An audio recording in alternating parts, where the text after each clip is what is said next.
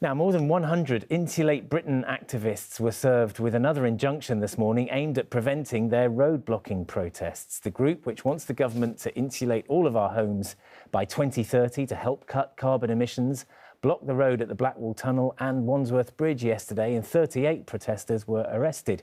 They staged another protest outside the Royal Courts of Justice today where the injunction order was made.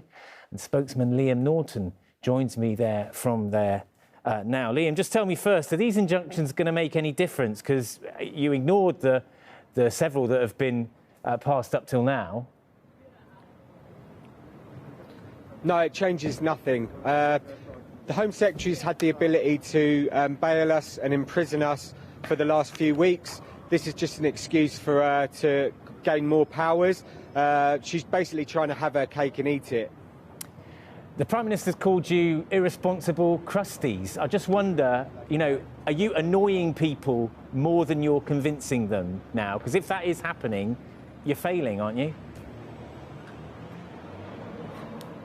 Well, what we're currently seeing is the facilitation and the destruction of the British state, British communities, families in Britain. The fabric of our society has been destroyed. And to be quite frank with you, Boris Johnson will be seen as a traitor to the people of this country because he's facilitating the destruction of this country. And a lot of people will have a lot of sympathy with those arguments, of course, Liam. And protest is one thing, but causing harm and distress to people, which is what you're doing with these roadblocks, is quite another. How are you justifying that? Well, what Sir David King, the former Chief Scientific Advisor to the government, has said is what we do in the next 3 to 4 years will determine the future of humanity. Now, you need to examine what he means in the substance of those words. It means millions of people are going to suffer. Let's look at the Chatham House report, which said that in their latest report last week that there's a 95% chance of us going over 2 degrees C. And the consequences of 2 degrees C in a peer-reviewed papers means 1 billion people will be on the move. That's an absolute catastrophe.